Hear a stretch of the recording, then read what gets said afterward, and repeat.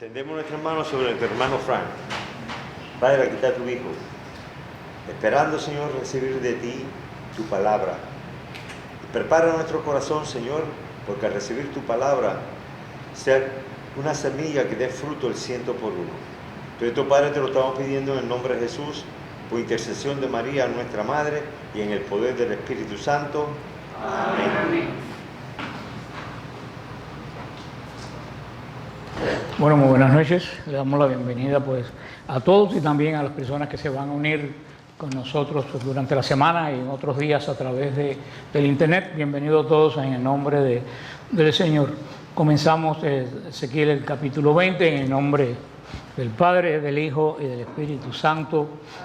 Amén. Vamos a leer del versículo del 1 al 4 y dice así: El día séptimo del quinto mes del año séptimo acudieron a mí algunos ancianos de Israel para consultar al Señor y se sentaron delante de mí. Y me fue dirigida la palabra del Señor diciendo: Hijo de hombre, habla a los ancianos de Israel y diles: Esto dice el Señor Dios: ¿Habéis venido a consultarme? Por mi vida no me dejaré consultar por vosotros, oráculo del Señor Dios. ¿Vas a juzgarlos? ¿Vas a ser su juez, hijo de hombre? Muéstrales las abominaciones de sus padres. Que el Señor añada bendición a su santa palabra. Amén. Como siempre le digo que voy a saltar los capítulos haciendo resumen y no, tengo que seguir porque este capítulo es muy interesante, porque este capítulo es un resumen de todo el caminar del pueblo de Israel. Este capítulo es como un resumen de Israel desde que salió de Egipto hasta ese momento. Por eso los que hace tiempo que no revisamos la Biblia ni hemos leído los capítulos anteriores que dimos hace tantos años, pues viene bien hacer este repaso. Esto sucedió unos 2 años después de la profecía de Ezequiel 1, cuando Ezequiel dio aquellas profecías, y también un año después de las profecías de Ezequiel 8.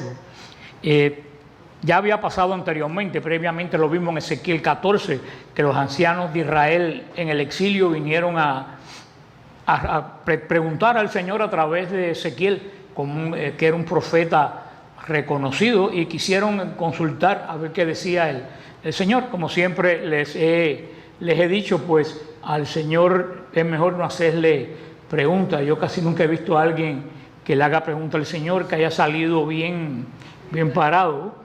Bueno, por lo que estábamos diciendo, si ustedes se acuerdan, que estos ancianos vinieron y verdaderamente no sé cómo se atrevieron a volver, porque la otra vez pues salieron sazonados cuando vinieron por el mismo Ezequiel, por la misma razón. Si se viene a ver esta consulta es impertinente, verdaderamente impertinente, porque los ancianos vienen a consultar al Señor a ver por qué les ha ido mal. ¿Y qué va a hacer el Señor? El Señor lo que va a hacer es, el Señor le va a repetir toda la lista de sus pecados para decirle por qué le ha ido mal. Por esto le ha ido mal. Ellos no tenían que preguntar, ellos sabían de sobra. Ustedes se acuerdan del profeta Jeremías. ¿Cuánto nos dijo el profeta Jeremías? ¿Cuánto nos advirtió a esta misma gente? ¿Cuánto nos advirtió el profeta Jeremías? Y ninguno hizo caso. En estos capítulos anteriores, ¿cuánto nos ha dicho el Señor a través de Ezequiel? Pero todavía los ancianos insisten en consultar. Ellos no acaban de entender por qué les ha ido mal. O es una impertinencia o es una hipocresía de ellos. Y a continuación va a hacer el Señor una descripción, más que una descripción, es una denuncia de todas las abominaciones de Israel a través de su historia y al mismo tiempo las promesas que él ha hecho. Vamos a ver el versículo 5 al 7 y dice así: Diles, esto dice el Señor Dios: El día que elegí Israel, juré con mano alzada en favor de la casa de Jacob. Me rebelé a ellos en el país de Egipto y alcé mi mano en su favor diciendo: Yo soy el Señor vuestro Dios. Aquel día juré con mano alzada en su favor que los sacaría del país de Egipto y los llevaría a una tierra que yo habría dispuesto para ellos, que emana leche y miel, la más hermosa de todas las tierras. aquí empieza pues el Señor a decirle a Israel, porque a refrescarle más que nada la memoria. ¿Cómo comienza? Refiriéndole el juramento que hizo a Israel en la tierra de Egipto. Desde Egipto el Señor le había jurado a Israel sin ninguna petición de parte del pueblo. Es sencillamente una reafirmación de los pactos que hizo con Dios con Abraham, que hizo con Isaac, con Jacob, y que después iba a hacer con Moisés. Como dijimos que los pactos es el centro de toda la obra de Dios. Este juramento que el Señor hizo se lo pueden encontrar en Éxodo 6, 8. Este es el juramento del Señor. Y dice así, el Señor dijo en Éxodo 6, 8: y os daré en la tierra por la cual alcé mi mano, jurando que la daría a Abraham, a Isaac y a Jacob, y yo os la daré por heredad. Yo, el Señor. Aquí él recuerda este juramento que el Señor hizo de darle la tierra esta que estaba habitada por ¿quiénes?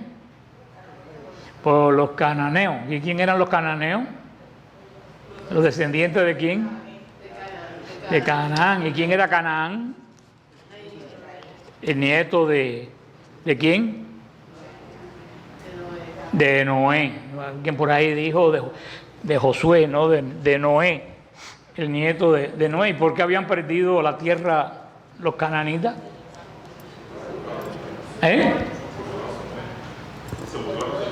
Bueno, no, Canaán fue que se burló de Noé porque estaba borracho, pero ellos perdieron la tierra primero tenía por supuesto la promesa que no le iba a dar la tierra, pero segundo también por la vida de abominación que llevaban. Esta gente fueron, claro que al principio fue burlarse del hijo, pero ahora los nietos son los que van a cargar la consecuencia, y va a ser precisamente porque ellos, en vez de, como siempre ha sido todo el camino de Israel, en vez de ellos arrepentirse y cambiar, se pusieron todavía pues peores, cayeron en culto de fertilidad de la tierra, terminado en prostituciones sagradas. En fin, los cananeos eran un pueblo, para decir, de lo peor de lo peor. Por eso desde el principio esa tierra no era de ellos.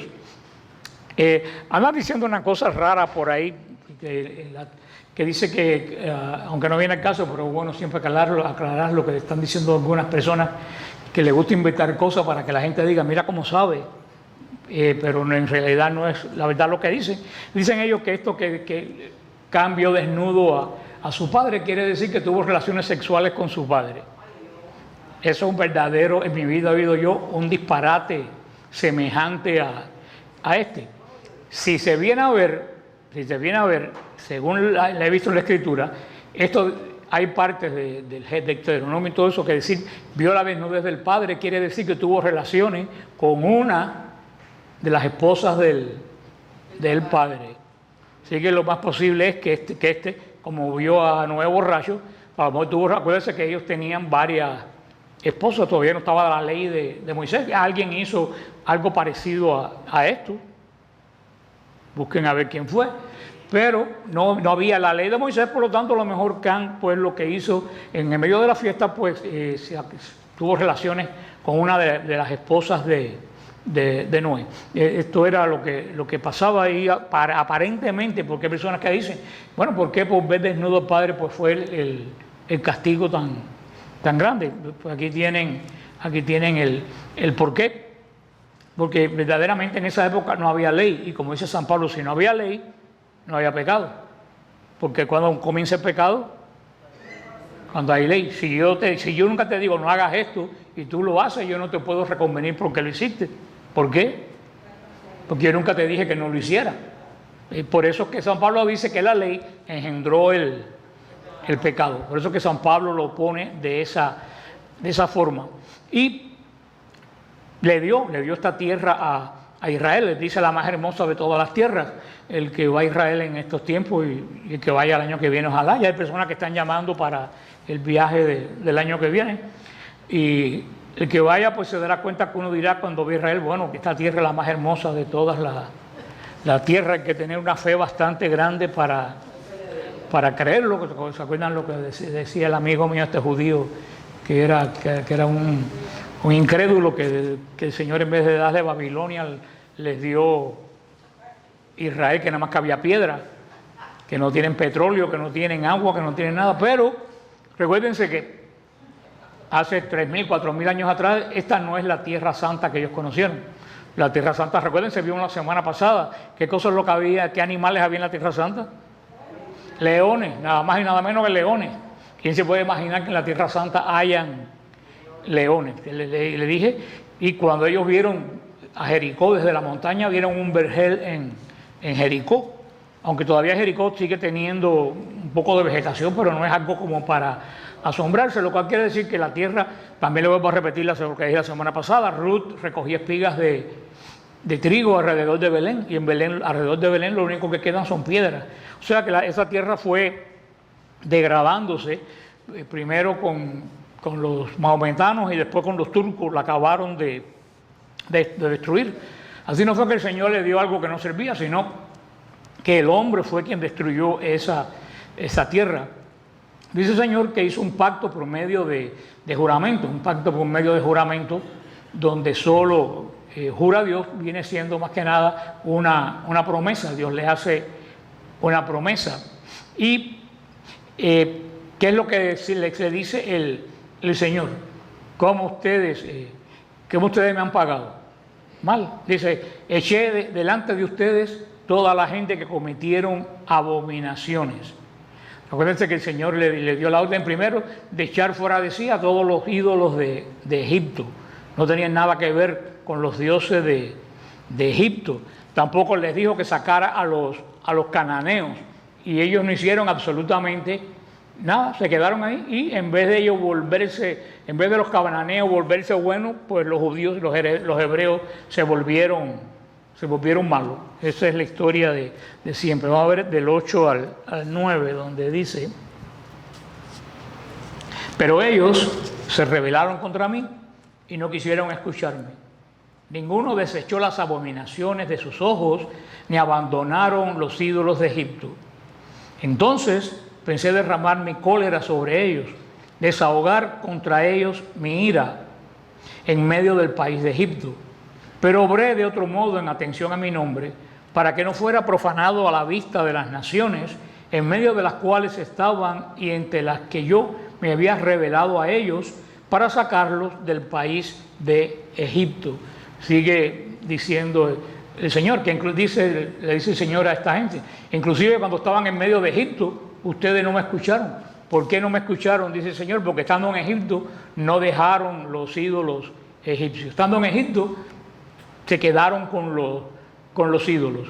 O sea que ya parece que desde el principio Israel le fue un poco difícil dejar pues lo que estaban acostumbrados en Egipto. Uno se acostumbra más rápido a las cosas malas que a las cosas buenas. Ellos se acostumbraron a los ídolos de egipcios y pensaban que dejar los ídolos de egipcios le iba a traer una mala suerte. Por eso que el Señor manda las plagas. Si cada cosa que el Señor destruyó con una plaga tenía que ver con uno de los ídolos de Egipto. Por eso que el Señor lo hizo, para que viera que los ídolos de Egipto no tenían poder. Sin embargo, aparentemente Israel no sacó dentro de ellos esta idolatría de Egipto. Tan es así que cuando llegaron al monte Sinaí, ¿qué fue lo primero que hicieron? Hacerse un ídolo. Hacerse un ídolo después de todo lo que hizo, de todo el milagro que vieron. Por eso la gente dice, si Dios hiciera un milagro, a lo mejor la gente se convirtiera hoy en día. Digo, para nada. Qué milagro más grande que ver abrirse el mar y pasar por el medio. Y en cuanto llegó, ¿qué fue lo que hicieron? Lo mismo que habían hecho en Egipto. O sea, el ser humano no cambia por ver milagros, el ser humano cambia porque cambie el corazón. Y el Señor hace un milagro como este, y lo que vienen a decir, bueno, fue como están diciendo ahora, fue un viento fuerte que sopló porque estaba la tierra caliente y el mar frío, y fue porque ese abrió un surco. Siempre buscamos una explicación. Y el Señor sigue diciendo, la causa de todo esto es lo que ha sido toda la vida a través de Israel, la continuación de estar apegado a la idolatría. ¿Y qué cosa es la idolatría? Poner en el lugar de Dios lo que no es Dios. Tan sencillo como eso. Lo que ocupa el primer lugar de tu vida, que no es Dios, eso es lo que es un ídolo, aquel que te quita toda la atención, que debes ponerle a Dios, que pones a Dios a un lado por eso que te amarra a algo. Eso ha sido siempre la constante del pueblo de Israel y hoy en día del peligro entre nosotros, porque hoy en día la idolatría se vende en la televisión, se vende en el internet, se vende en todos los lados. Porque, vuelvo a decir, como he dicho tantas veces, idolatría no es tener una imagen. El que piense eso, que tiene la cabeza muy chiquita. Yo no creo, por lo menos mi vida, en primer lugar no la tiene ninguna imagen. En la vida de ustedes, en primer lugar, la tiene con una imagen. Hay que ser muy tonto para tener una imagen en primer lugar en la vida. En primer lugar mío de la vida está el Señor. Por eso tantas cosas el internet nos vende que ocupa el primer lugar de nuestra vida. Empezando por el internet. Para muchas personas el internet es el primer lugar de su vida.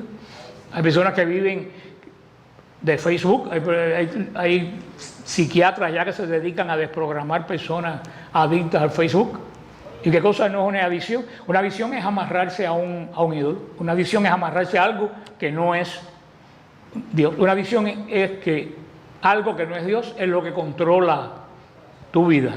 O sea, si vemos Primera de Reyes, cuando Jeroboam, ni hablar todo lo que hizo Israel en el templo, los ídolos que pusieron dentro del templo, cuanto ídolos, a las adoraciones que hicieron en las montañas, arriba de las montañas, a los Baales. O sea, Israel, desde que llegó, el deporte principal de Israel, desde que llegó a la tierra prometida, fue hacer lo que el Señor le dijo que no hicieran. Y ahora vienen estos representantes de Israel a preguntar por qué le había pasado eso. Por eso les digo que esto es una gran hipocresía, pues tener la cara dura. ¿Por qué nos pasa esto? El Señor le dijo, ¿por qué? Se lo voy a decir. Esto no viene desde ahora, esto viene ¿desde cuándo? Desde Egipto viene esto. Vamos a ver del 10 al 17. Dice, así pues, los saqué del país de Egipto y los llevé al desierto. Les entregué mis preceptos y les di a conocer mis normas. El que los cumpla vivirá por ellos. Además, les confié mis sábados, que habían de ser señal entre ellos y yo, para que supieran que yo soy el Señor que los santifica. Pero la casa de Israel se rebeló contra mí en el desierto. No siguieron mis preceptos y despreciaron mis normas, las que dan vida al hombre, que las cumplen, y quebrantaron repetidamente mis sábados. Entonces decidí derramar mi cólera sobre ellos y consumirlos en el desierto. Pero obré de otro modo, en atención a mi nombre, para que no fuera profanado a la vista de las naciones, de las que lo saqué, a la vista de todo. Sin embargo, volví a jurar con mano alzada sobre ellos en el desierto, que no los dejaría entrar en la tierra que les había dado, que emana leche y miel, la más espléndida de todas las tierras, porque habían despreciado mis normas, no habían seguido mis preceptos y habían quebrantado mis sábados, pues su corazón se iba tras sus ídolos. Pero mis ojos se apiadó de ellos para no exterminarlos y no los eliminé en el desierto. Sigue pues el Señor este recuento de todas las aventuras de Israel. Ahora primero les habló cuando estaban en Egipto, que estando en Egipto no abandonaron la idolatría de los egipcios. Ahora sigue diciendo el Señor, llegaron al desierto y tampoco abandonaron la idolatría del desierto. Lo bueno del caso es que estos ídolos que le dio Israel en el desierto, en Egipto, ¿qué le dieron los ídolos en Egipto a Israel? Absolutamente nada. ¿Y qué Dios le dio? La libertad, le dio todo. Sin embargo, ¿a quién sirven ellos? Al que no les dio absolutamente nada. Es más, sí, vuelvo a decir, la cosa sigue exactamente igual. Sirven hoy a la santería, al demonio, que no solo no les da nada, sino que le da malo. Y hacen unos sacrificios tremendos de miles de dólares para que se ponen un batilongo blanco 7 meses para que lo hagan santo, qué sé yo, pagan y después en la iglesia no quieren dar $15 para una misa y pagan 11,000 para que alguien le haga santo. Si vienen aquí yo los hago santos por 1,000. Mira tú qué clase de rebaja les voy a dar. Vengan acá que yo voy a hacer santo por 1,000. Un especial que voy yo a poner. Pero no, la gente, ¿qué es lo que le gusta? palos. A la gente le gusta la estafa, a la gente le gusta que los engañen. Tú le dices la verdad y la verdad no la creen. El ser humano es así desde el principio. El Señor se lo dice bien claro, los saqué. O sea, ellos estaban en total servidumbre, y no solo los sacó, prácticamente el Señor los obligó a salir, porque ellos, ¿se acuerdan? No estaban muy contentos con la idea de que se fueran de Egipto, a pesar de todos los palos que le daban. Ellos hasta en el desierto estuvieron siempre renuentes y dispuestos a regresar a Egipto. El Señor dice, hice más que sacarlo, le di decretos, lo llevé al monte Sinaí, les di la ley para que ustedes supieran qué es lo que me agrada a mí. Hasta ese momento Israel no sabía qué agradaba y qué no agradaba al Señor. ¿Por qué no lo sabían? No había ley. Por eso hasta este momento, hasta el Sinaí, todo el mundo hacía lo que más o menos le daba su realísima gana, porque Dios no se había revelado ni dicho qué cosa era lo bueno y lo malo. Hasta ese momento ellos se guiaban por la ley natural. Eso que uno tiene dentro de sí, que sabe lo que es bueno, que sabe lo que es malo, pero no porque Dios se lo había dicho. Con la ley Dios le dijo qué cosa es lo que le agradaba a él y le dijo qué cosa era lo que no le agradaba. También el Señor repite, les dio continuamente el día del sábado. Y si venimos a ver qué cosa era el sábado, ¿día de qué? De descanso, porque en Egipto ellos nunca paraban, los esclavos no tienen día libre. En Egipto Israel trabajaba los 365 días del día, mañana, tarde y noche, porque eran esclavos. Por eso el primer signo de libertad que le pone el Señor, ¿qué cosa es? Les voy a dar un día libre, para que ese día se recuerden qué cosa, que yo los saqué de Egipto. El Señor le dijo, le voy a dar ese día para que ese día, descansando ustedes, recuerden que yo fui quien le di este descanso. Por eso el sábado era el signo de Dios entre ellos, porque los esclavos no descansaban nunca. Sin embargo, al Israel descansar, quiere decir que ya Israel era dueño de su propio camino, de su propio destino. Esa era la importancia del sábado. Ya con el tiempo, el sábado también pues pasó a ser día de adoración, porque es el día que ellos pues tenían, aunque en el templo no había sábado, más que nada, el templo se adoraba también los 365 días del año. O sea, el sábado se hacía algo solemne, pero no se hacía algo muy diferente a lo que se hacía el resto de los días. Pero en los lugares que no había templo, en las aldeas y eso, el sábado se paraba de trabajar y ¿a dónde se iba? A la sinagoga, leían la ley, explicaban la ley, oraban. Era el día que ellos se acordaban que ellos tenían un Dios. Era el día dedicado para Dios, pero al mismo tiempo era dedicado para ellos, porque ¿qué es lo que Dios quería? Que ellos descansaran. ¿Por qué? Porque el Señor mismo dice, yo el séptimo día descansé. ¿Qué hicieron los fariseos con el correr del tiempo? Hicieron del sábado una angustia. El sábado tenía que ser un día ¿de qué? De descanso, de relax.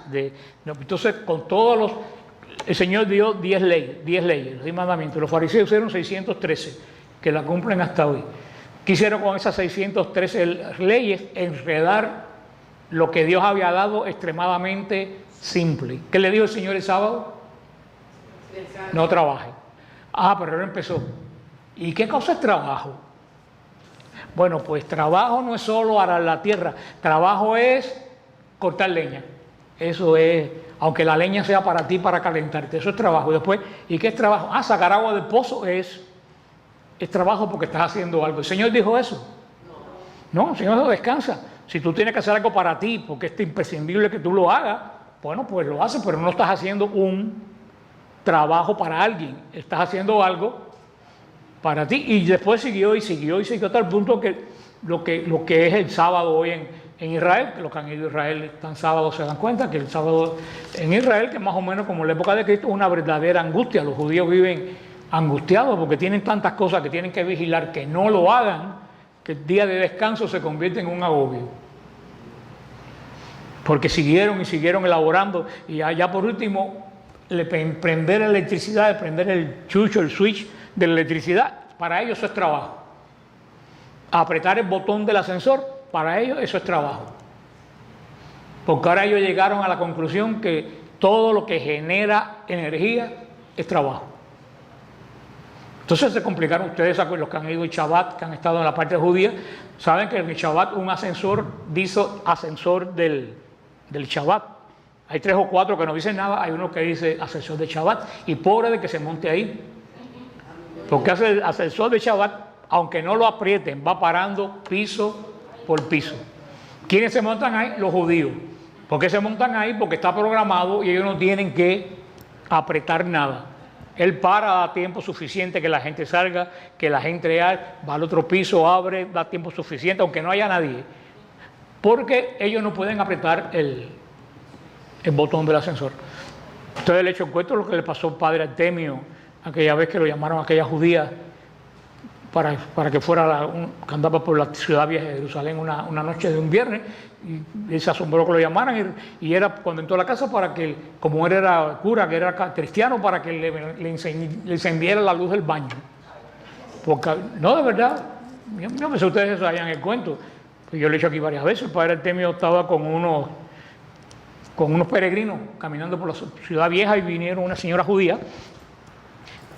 Ustedes saben que tiene la cabeza cubierta o con un pañuelo, con una peluca, y le dijeron: ¿usted es sacerdote católico? Y le dijo que sí. Me imagino que le preguntaron para estar seguro que no fuera un musulmán, y le dijo: sí, soy un sacerdote católico. Ay, usted puede venir a mi casa. Y él dijo: qué extraño que una judía venga a pedir un cura que vaya a su casa en el Shabbat. Pero él fue, y cuando llegó vio eso, que había una serie de personas mayores. Se le había olvidado prender la luz del baño, y no podían prender la luz del baño porque eso era trabajo. Y tenían que ir al baño y tenían miedo a caerse. Mira a qué punto ha llegado la mala interpretación de la ley. Por eso los judíos, antes de que se caiga el sol y Shabbat, ellos tienen que dejar prendidas todas las luces que van a prender, o programadas para que, ahora las pueden programar que se enciendan y se apaguen. Antes las dejaban encendidas y tenían que dejarlas encendidas. Tienen que preparar la comida el día antes porque no pueden calentar, porque prender la estufa, el fogón es trabajo.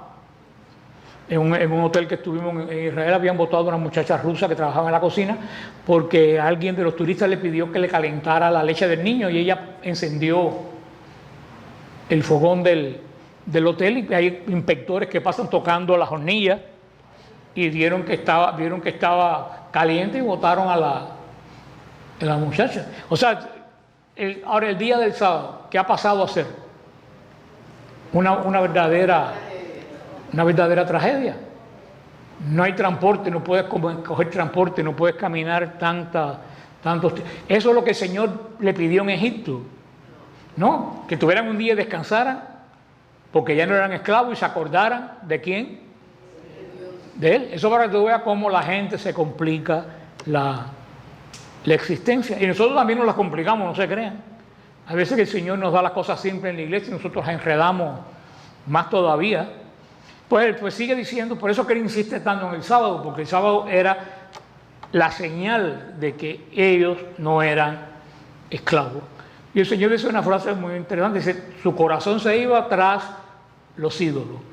O sea que no importa lo que Dios le daba, ellos veían un ídolo como que se le iban los ojos detrás del ídolo, porque ellos querían tener algo que ver, que tocar, querían ser como los demás pueblos. Y dice el Señor: pensé destruirlo, pero volví en el desierto, volví a jurar que no los iba a destruir. Dice el Señor: ya no por ustedes, ya la cosa ya fue cambiando, ahora por mí. Porque dice el Señor, ¿se acuerdan que Moisés se lo dijo también? Vas a destruir este pueblo para que los enemigos de nosotros digan que tú no tienes poder. Moisés como jugó un poco sucio con Dios. Pero el Señor dijo: lo destruyo, que es cierto que van a decir los enemigos, los egipcios: ah, mira, confiaron en un Dios, y mira lo que le dice el Señor: por honor a mi nombre no los destruí. Pero ya desde el desierto, desde el Sinaí, el Señor estaba para destruir ese pueblo.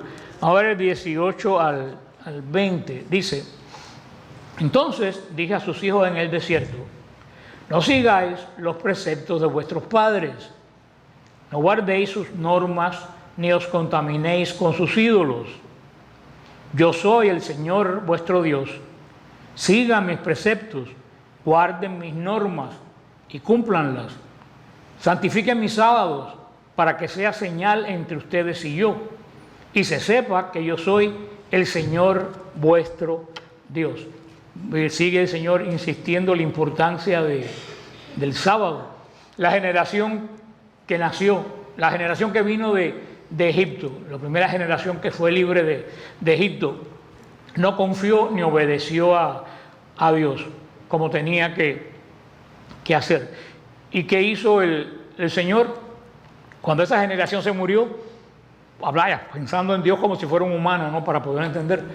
Pensando en esa generación que murió, dice, ahora esta generación está nueva, está fresca, vamos a ver si esta generación que no conoció lo de Egipto, ahora me acaba de escuchar. ¿Qué pasó? Absolutamente nada. La generación que nació en el desierto fue exactamente tan sinvergüenza como los padres que vinieron de Egipto. Fueron peores, porque esa fue la generación de la queja continua. No tenemos que comer, no tenemos que tomar, nos atacan, no.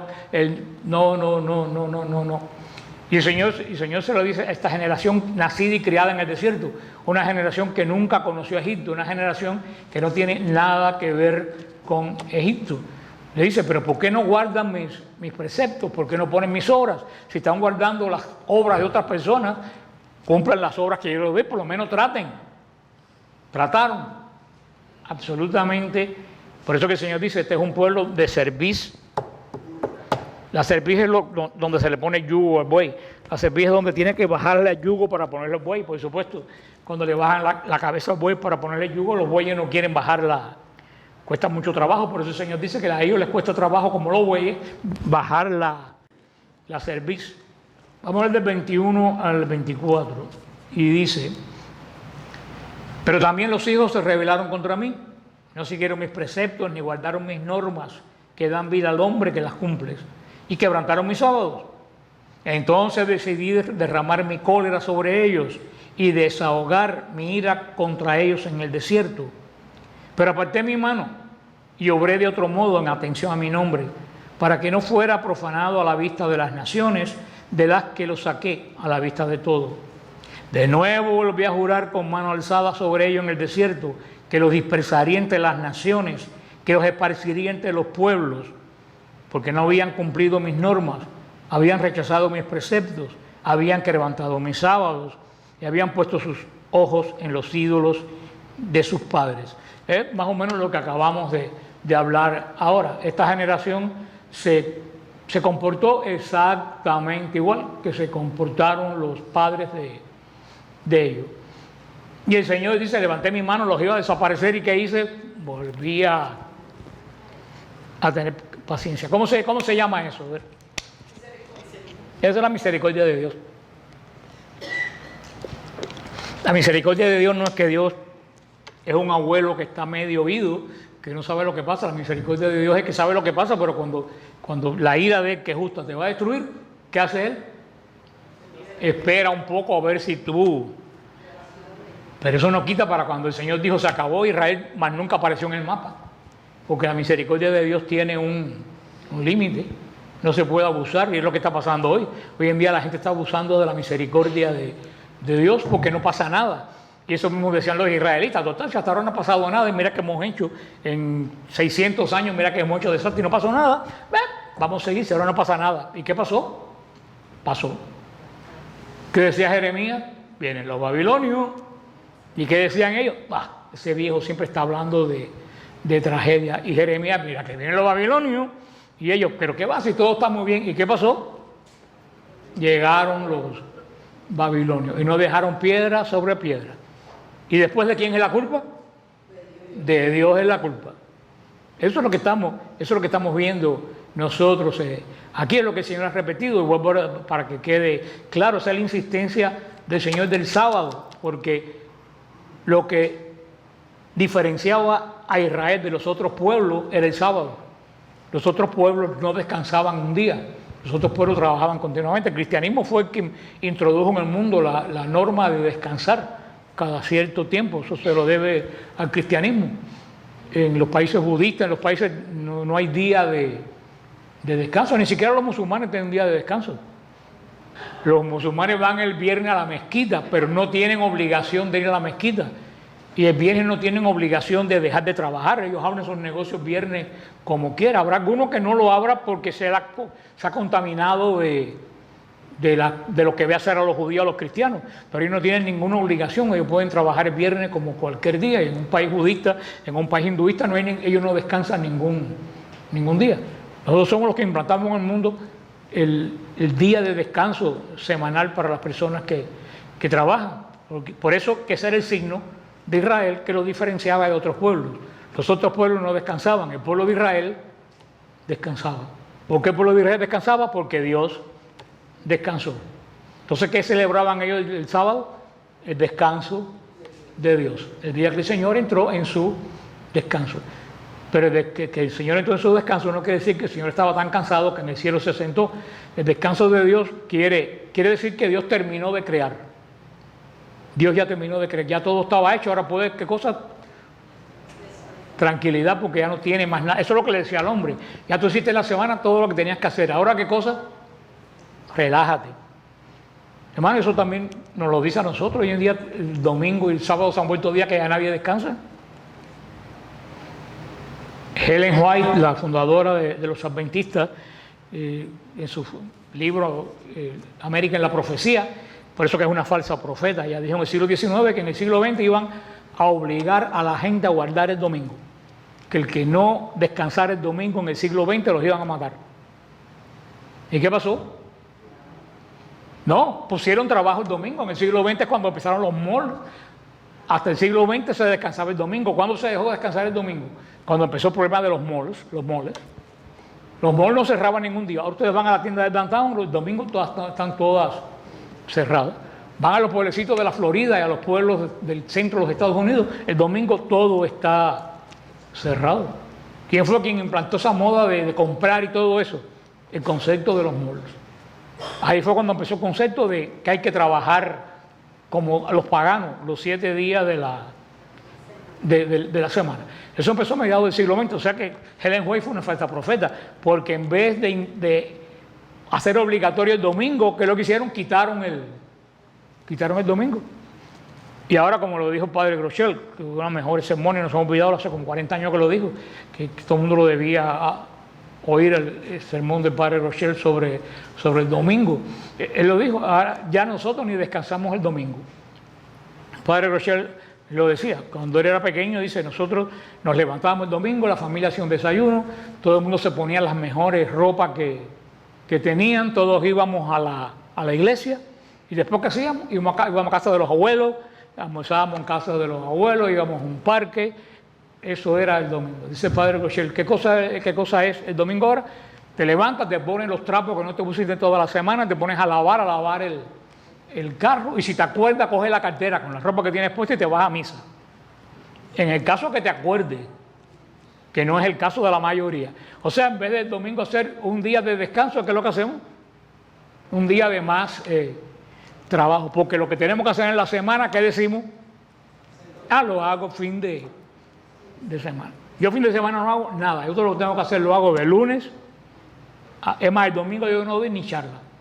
Yo el domingo no doy retiro ni charla, ni doy nada. El domingo es el día del Señor, y punto. Porque hasta nosotros estamos ya como Israel, hemos abandonado el descanso de Dios. El Señor le dio decretos para que vivieran totalmente diferente a los demás pueblos. Y ellos no hicieron absolutamente nada. Todos los estatutos que Dios le dio, los rechazaron uno por uno. Los días que el Señor les dio de la Pascua, todo eso, los mancharon continuamente. No le ofrecían los primogénitos a Dios, pero los quemaban en las estatuas de Moloc. Se contaminaron, honró a los ídolos paganos de una forma verdaderamente inmunda, y no cumplieron el culto de Dios, que era un culto hermoso. Vamos a ver el 27 y el 28, vamos hasta allá. Dice, por todo esto, hijo de hombre, habla a la casa de Israel y dile, esto dice el Señor Dios, vuestros padres también en esto me ultrajaron, incurriendo en rebeldía contra mí. Después de introducirlos en la tierra que con mano alzada había jurado darles, cuando vieron los collados y los árboles frondosos, inmolaron en ellos sus sacrificios. Ofrecieron allí sus oblaciones rebeldes. Depositaron su suave aroma y derramaron sus libaciones. Les dije, ¿qué es ese lugar alto donde os dirigís? Y ha sido llamado hasta ese día con ese nombre, lugar alto. Ahora el Señor va a hablar ya habló cuando estaban en Egipto, después habló cuando estaban en el desierto, después ahora está hablando cuando entraron a la tierra de Israel. Aquí Ezequiel repasa la historia de Israel comenzando desde que se convirtieron en una nación, que fue en el Sinaí, pero verdaderamente vinieron a ser nación cuando tuvieron territorio, cuando entraron en Canaán, que fue el regalo de Dios. Dice el Señor, incluso cuando llegaron a la tierra que yo les prometí, que vieron la tierra que yo les dije, esa es la tierra de ustedes, ¿qué hicieron? Adoraron a los dioses de ese lugar. No me adoraron a mí. Dice, no miraron a mí, ¿a dónde miraron? A la cima de las montañas. ¿Por qué? Porque los adoratorios de los paganos estaban en la cima de las montañas. O sea, es la gran ingratitud de Israel. Hacían un sacrificio tremendo para complacer a los dioses paganos y no hacían un mínimo sacrificio para agradecer a Dios que le había dado tanto. ¿Les suena extraño? En absoluto. Esa fue la rebelión culminante de la historia de Israel. Fue cuando por pura misericordia de Dios entraron en la tierra prometida, porque Dios los quería destruir por el desierto. Ellos entraron en la tierra prometida por pura misericordia de Dios. ¿Y qué hicieron? Se apropiaron de los cultos de los paganos, hicieron exactamente lo que hacían los paganos. Si ustedes van al Deuteronomio, el Deuteronomio le dice a Israel, cuando entres a la tierra que te voy a dar, no imites las costumbres de esa gente, porque si ellos perdieron la tierra, fue precisamente por lo que ellos hacen. Hay que decirlo más claro. El Señor le dijo, yo le quito esa tierra porque están obrando mal. Tú no hagas lo que ellos hacían. Y ya. ¿Y qué hicieron ellos? Lo mismo que hacían los que ellos votó. Eso no es gana de complicarse la existencia. Es verdaderamente increíble. Y el hombre es exactamente igual ayer y hoy. Vamos a ver los capítulos finales del 29, sí, vamos a empezar en el 29 al 32, que ya lo leímos, pero vamos a empezar. Dice, les dije, ¿qué es ese lugar alto donde los dirigís? Y ha sido llamado hasta este día con ese nombre, lugar alto. Por eso di a la casa de Israel. Esto dice el Señor Dios. Siguiendo a vuestros padres, os habéis contaminado y os habéis prostituido según sus impurezas. Cuando ofrecéis vuestros dones, cuando hacéis pasar a vuestros hijos por el fuego, os contamináis hasta el día de hoy con todos vuestros ídolos. ¿Me voy a dejar consultar por ustedes, casa de Israel? Por mi vida, oráculo del Señor Dios, no me voy a dejar consultar por vosotros. No se hará lo que imagina vuestro pensamiento cuando decís, seremos como las naciones, como la familia de los países que dan culto al árbol y a la piedra. Aquí el Señor le pone las cosas en su lugar. El lugar alto. En hebreo se dice Bama, se dice los lugares altos. Y es un nombre que suena así, tiene consonancia, ¿no? Por eso que el Señor lo dijo, no subas a los lugares altos. Dice el Señor, ustedes cogieron el nombre, de ahí ustedes le dicen a los adoratorios los lugares altos. Pero hasta ese nombre se los di yo a ustedes. Y se los di como diciéndole que no fueran. Por eso que el Salmo dice, dirijo mis ojos a los montes. ¿De dónde me vendrá el auxilio? ¿Cómo sigue? El auxilio me viene del Señor que hizo el cielo. ¿Qué es lo que quiere decir? Levanto mis ojos a los montes. Lo que dice, levanto los ojos a donde ellos tenían los cultos paganos. Dice, yo busco en los cultos paganos y que no encontré nada. Por eso reflexiona y dice, el auxilio no me viene de los lugares altos, el auxilio me viene del Señor que hizo el cielo y la tierra. Ese salmo a mí me encanta. Y el problema de los ídolos, aquí el Señor se lo dice, el problema de los ídolos no es solo que se adora a los ídolos, que los ídolos contaminan.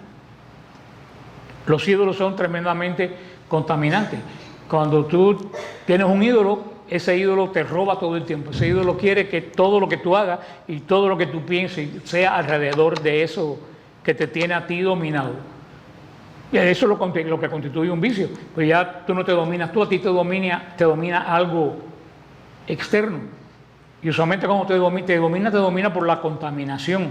O sea que ya tú no puedes prescindir de eso, porque has puesto tu confianza en primer lugar de tu vida en algo que no es Dios. Eso tiene que ver también con las infestaciones satánicas y con todas estas causas. El Papa Pablo VI lo dijo bien claro, dijo que el gran problema del demonio es que no solo estaba contaminado, sino que era contaminante.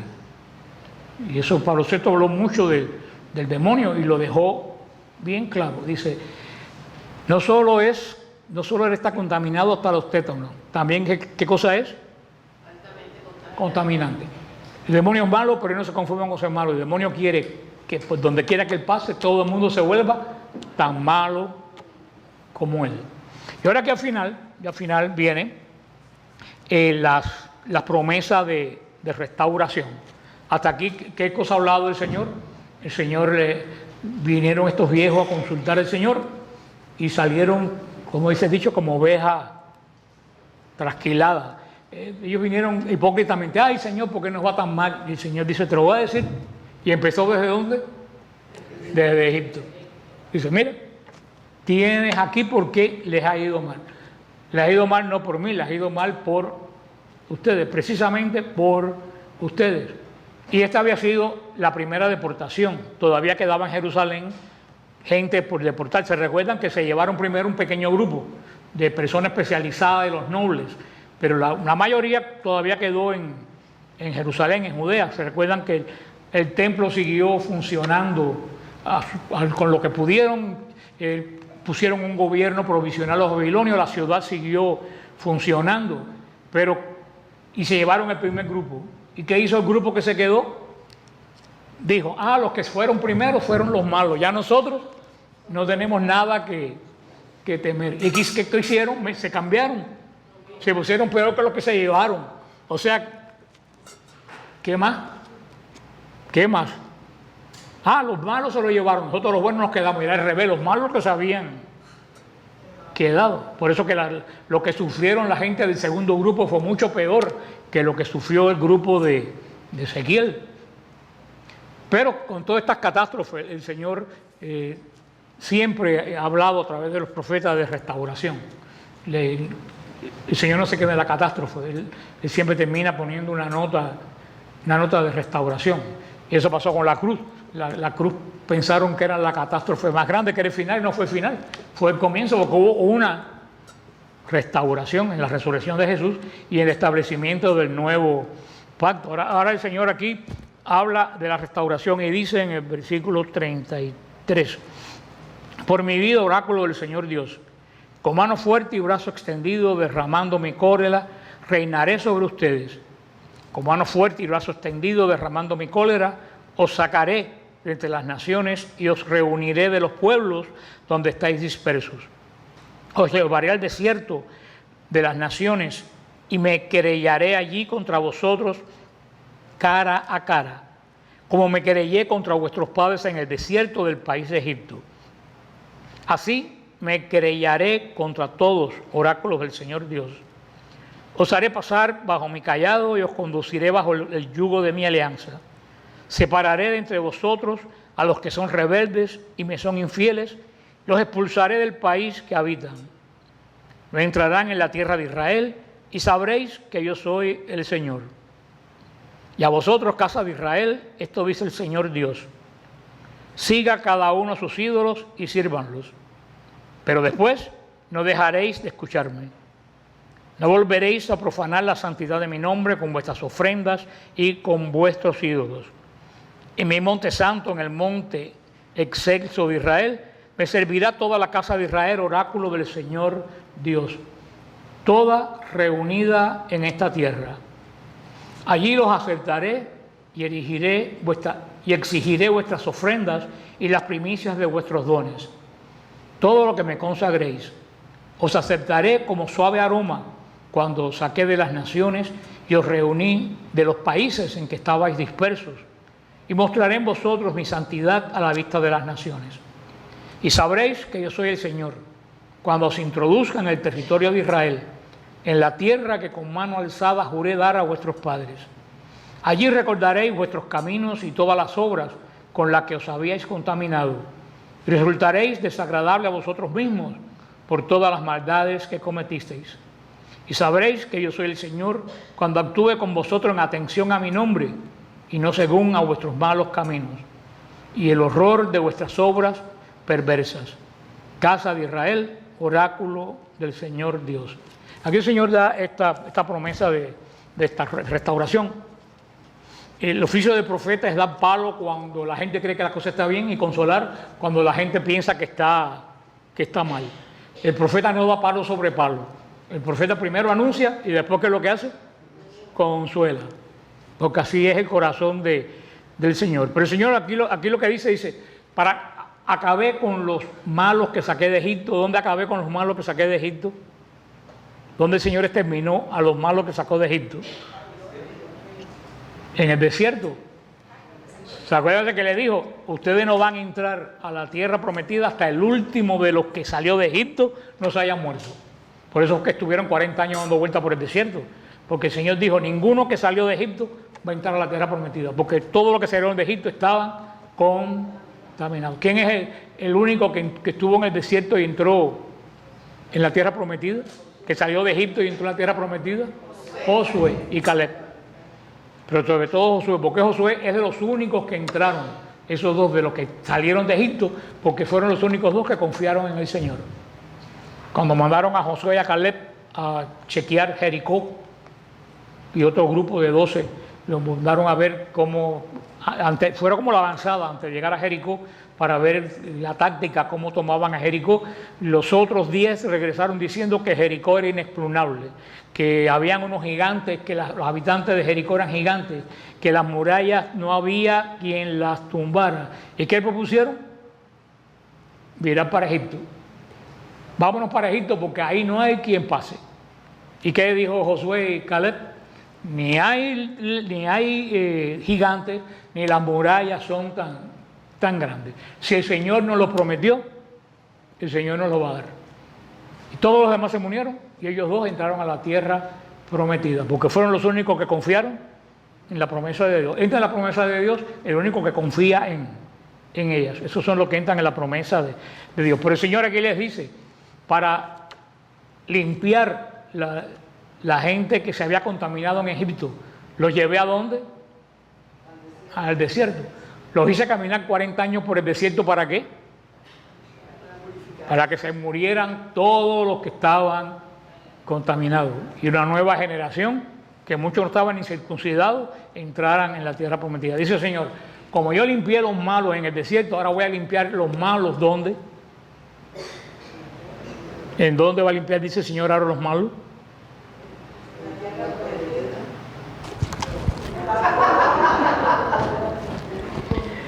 A ver, vamos a poner a trabajar los que tienen el cerebro en lo que van a comprar mañana o en otra cosa, vuélvanlo a poner, y que los que están descansando en el espíritu despierten.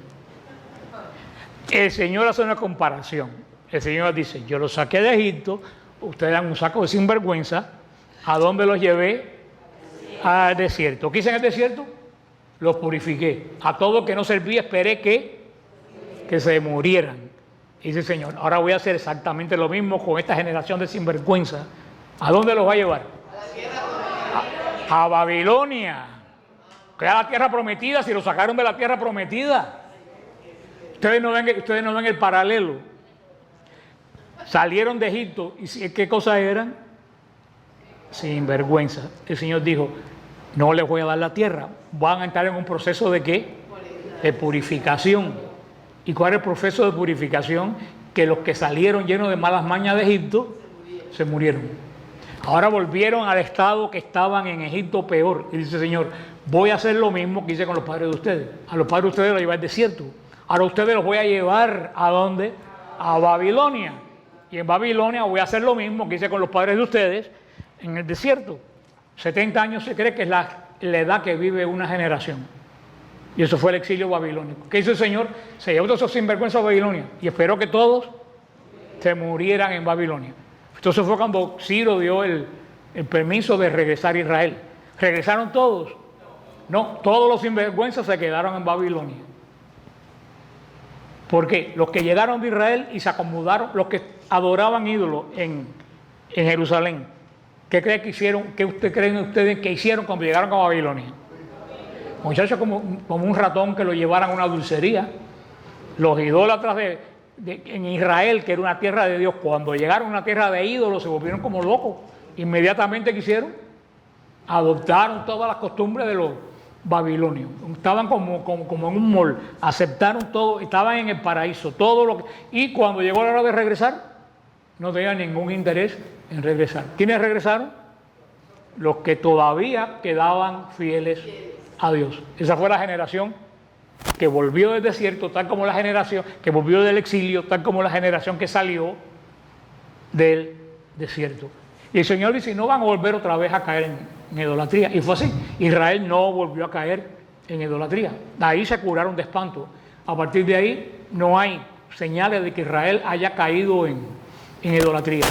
Reforzaron la ley, pusieron la ley de Moisés como la conocemos hoy. Escribieron todos estos libros. La mayoría de todos estos libros de la Biblia se escribieron después del exilio babilónico, porque estaban en la memoria del pueblo, se traspasaban oralmente. Toda la escritura comenzó después de la Babilonia. Ellos estructuraron el judaísmo después de Babilonia y no volvieron a caer en la idolatría. O sea, se curaron de espanto. El problema que tuvieron después no fue de idolatría, el problema que tuvieron después fue político. Fue político. ¿Por qué? Porque hubo riña entre los reyes y para resolver la riña entre los reyes, ¿a quién llamaron? A los romanos. Y es como que para cuidar en un lugar de borrachos pongan a dos borrachos a cuidar. Al más ladrón de todos los ladrones le dijeron, ven para que nos arregle. Sí, vinieron, los arreglaron y se quedaron. Herodes era un títere de los romanos. Jerusalén se volvió griega, de edificio, el habla volvió a ser el griego. Seguían con el templo, no habían ídolos, pero empezaron a adoptar costumbres de otros pueblos que no era el de ellos. Y en todo este problema, todo este problema político, llega el tiempo, vino el Mesías. Y cuando vino el Mesías, ¿qué cosas? Estaban tan metidos en la política que no lo reconocieron. Te dijeron, Roma nos va a destruir por culpa de este que apareció aquí, que nos está metiendo en problemas con Roma. ¿Qué fue lo que gritaron? No tenemos más rey que el César. Increíble en un judío. No querían que Roma se pusiera más brava todavía. Total, después Roma los destruyó y no dejó piedra. Por eso que Jesús le dijo, ustedes están sometidos a Roma y de todo esto que ustedes están cuidando no va a quedar nada. Por eso muchas veces de lo que cuidamos mucho no queda nada. Y el Señor se los dijo bien claro. Todo este problema, que esta sumisión, el rey estaba sometido a Roma y el culto estaba sometido al rey. Porque Herodes vendía los cargos de sumo sacerdote. Ya no eran de la casa de Aarón. Por eso que habían dos sumos sacerdotes. Bueno, está como ahora que tenemos dos papas, pero habían dos sumos sacerdotes en aquel momento. ¿Quiénes eran? Anás y Caifás, que eran el suegro y el, ¿cómo se dice? Nuero. Y el yerno. El suegro y el yerno, un par de perlas. Y entonces, ¿qué hacían? Un año el sumo sacerdote era Anás y el otro era Caifás. Y para variar, el próximo era Caifás y el otro era Anás. ¿Por qué? Porque tenían comprado el cargo al rey. Como ustedes ven, ya no se habían prostituido a dioses, pero se habían vendido el poder político. Y aquí cometieron el error más grande de todo, que fue mandar a matar precisamente a aquel que estaban esperando. Y ahí, eso fue el fin de Israel. Porque siempre le digo montones de veces que ese lugar que tenemos, ese lugar donde voy con mucho tan agrado todos los años, ese no tiene nada que ver con el Israel de la alianza, con el Israel del pacto. Yo siempre le he puesto el ejemplo que es como México. El México que había ahí son mexicanos, pero tienen que ver algo con Montezuma. En absoluto tienen que ver nada con Montezuma. Tienen el país, se llaman igual, pero es una nación moderna con otro tipo de cultura. Así es Israel.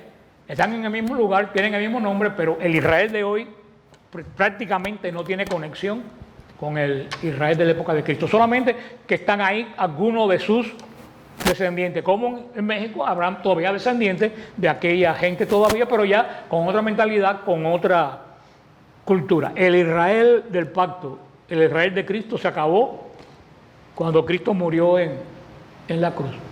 Ya se acabó el templo, se acabó el trono, ya no hubo más Israel. Por eso esto es a grandes rasgos, por eso que es interesante este capítulo, porque este capítulo ha sido como un recuento de problemas de Israel, que nos habla un poco del problema a nosotros. ¿Cuál es el resumen de quién saca un resumen de todo esto? ¿Cuál ustedes creen que sea el resumen de todo esto? ¿Cuál es la receta para que todo vaya bien? Seguir los mandamientos. Sí, lo dijo Lucía, seguir los mandamientos de Dios. Eso es para que eso es lo que hay que hacer.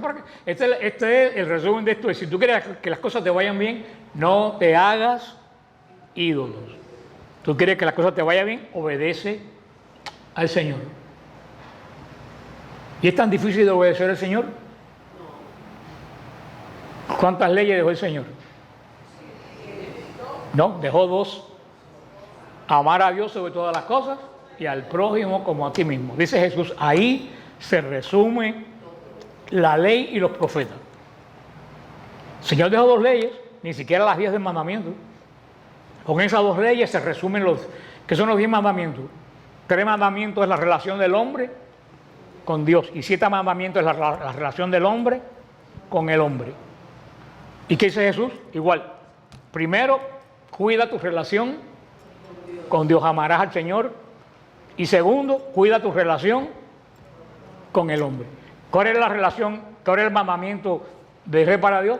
El Señor es tu Dios, no tendrás otro Dios delante de mí, a Él solo le darás culto, no usarás en vano su nombre, no tendrás ídolo. Eso era contra Dios. ¿Qué es lo que dice el Señor, el primer mandamiento? Amar a Dios sobre todas las cosas. ¿Qué cosa es eso? No tener ídolo, poner a Dios por encima de todo ídolo. Poner en primer lugar a quién. Lo dice el mandamiento, amar a Dios sobre todas. Eso resume los 3 primeros mandamientos, porque el que ama a Dios no se busca ídolo. El que ama a Dios tiene a Dios primero de todo. El que ama a Dios oye a Dios. ¿Cuáles son los otros 7 mandamientos para Israel? No mates, no robes, no mientas, no cometas adulterio, no envidies. Eso es lo que regula la vida social de un seguidor del Señor. ¿Cuál es el segundo mandamiento de Cristo? Ama al prójimo como a ti mismo. El Señor lo dijo facilito, no hay que ni siquiera que ir al catecismo ni ir a la sinagoga. Tú quieres cumplir con la ley de Dios, no le hagas al otro lo que tú no quieres que te hagan a ti. Tan sencillo como ese. ¿Es complicado eso? No. A ti te dan ganas de meter la mano en el trabajo y llevarte, qué sé yo, hasta una presilladora que te hace falta en la casa. Porque para robar no solo hay que robar dinero, se roba de muchas formas. Tan pecado es robarse una caja de presillas como si te la llevas robado, que como te llevarte $1.000.000. La intención es exactamente la misma. Tienes intención de, ay, no tengo presilla, te digo porque a mí me ha pasado. Me hacía falta presilla en el trabajo que están allá a botar y yo dije, ay, tengo esta caja de presillas, pero después yo le dije, si me la llevo estoy robando, mejor la pido que llevármela escondido en el bolsillo, porque la acción es lo mismo. Y por eso dice el Señor, el que no es de fiar en lo pequeño, no es de fiar en lo grande. Entonces, ¿cuál es el segundo? tú vas a hablar mal de una persona, te piensas, ¿te gustaría que hablaran mal de ti? No. Entonces, ¿qué? Cállate. Te dan ganas de darle una respuesta a un tonto que te tiene hasta aquí la vida hecha un yogur. Entonces, tú dices, si yo fuera el tonto ese, ¿me gustaría que me dieran una patada porque soy tonto? No. Entonces, aunque sea tonto y se la merezca, no se la voy a... ¿Ustedes me entienden? ¿Tú eres qué cosa? Tú eres la ley para tratar a los demás. Porque nadie quiere que lo traten a uno mal. Siempre estamos llorando, ay, que más me trataron, que más. Y los que están llorando porque me trataron más son los que hacen todo eso a las otras personas. Fíjate que sencillo, el Señor nos dejó los mandamientos. No son 613, ¿son cuántos? 2. Y nos cuesta trabajo cumplir 2. Los judíos guardan mejor 613 mandamientos que nosotros 2. Porque cuesta más trabajo amar que seguir una regla. Ahí es donde está el problema. ¿Dónde está tu corazón? Ahí es donde está el problema. Hay una regla que te da un cocotazo por cada cosa y un golpe por cada cosa que no hagas, tú la guardas. Ahora tú tienes que hacer esa regla por amor, y como no tienes amor, pues trata de ver cómo te sales de ella. Pero el Señor, aquí el Señor ha hecho un resumen para Israel y totalmente para nosotros. Esta nación, y ya termino, esta nación, cuando estaba bajo el amparo de Dios, todo nos iba perfectamente bien. Y llegamos a ser la nación más grande del mundo. Desde que esta nación se apartó de Dios, vamos en picada y lo que falta. Porque lo dijo San Agustín, que dijo San Agustín, a que se aparta de Dios, todo se aparta de él. Y lo que nos queda por ver a los que estén. Fíjate que en la medida que esta nación se aleja de Dios, la prosperidad y el bienestar se aleja de esta nación. Y no han visto nada todavía porque este señor que está ahí está botando trillones como si fueran manzanas. Lo que le quedan a los hijos y los nietos de nosotros, la deuda que le queda como país, va a estar peor que Cuba y Perú juntas.